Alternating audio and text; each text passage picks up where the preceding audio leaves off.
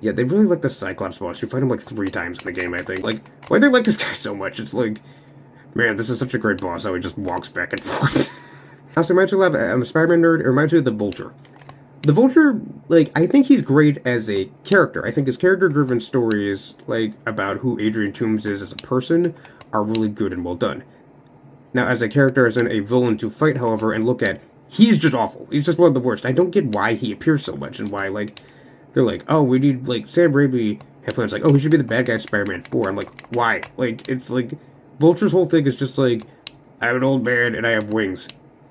And that's it. That's his entire power set. And I'm like, huh?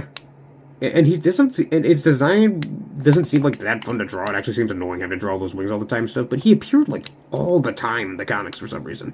There was like multiple vultures. There's even the stupid story about like an imposter vulture who drank a potion that made him look like Adrian Toomes, except with worse teeth. And I'm like, was the vulture like super popular or something back in the day, and I just didn't know about it?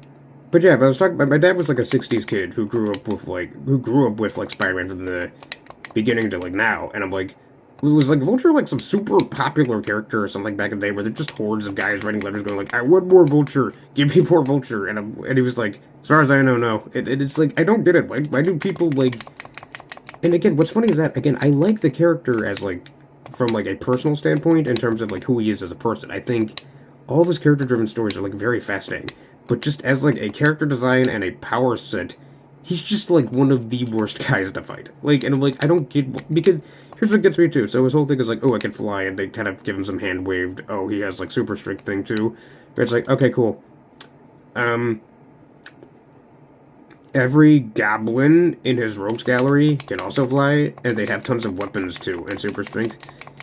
Beetle can fly, and he also has like this armored suit and other like weapons and stuff. Vulture's just a worse beetle and a worse any goblin.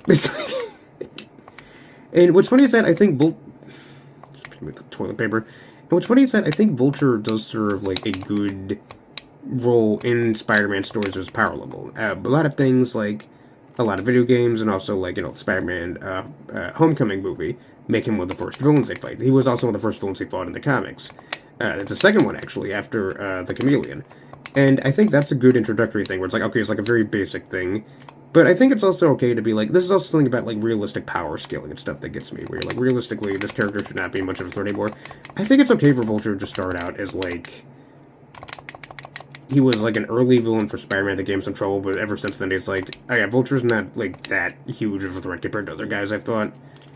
And what's kind of interesting is that also adds to some of his more character-driven stories too, because like some of the best stories about Vulture were like kind of his pettiness and feeling like he was like robbed of stuff in life, and it's a very humanizing thing. Something I really do, but again, like quarter life crisis was part of what made me do this, and feel like he wasted his life in some ways. One of his best stories came in the '90s, where he thought he was going to die and wanted to try and kill Spider-Man before he did, and yeah, there's way more to the story than that. There's a lot of like really neat emotional things in there, but that might be a story for another day. I'll probably make like videos in general, not just Let's Plays, and that might be something I'll probably make a Vulture video in general about like my thoughts on the character and stuff like that.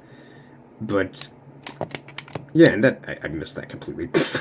But yeah, but that's a very neat aspect of that character, in my opinion. I think like actually really playing up like, yeah, you're not really like much of a real challenge to Spider-Man anymore would actually add to that. Like, he's kind of moved on from him, so has everyone, and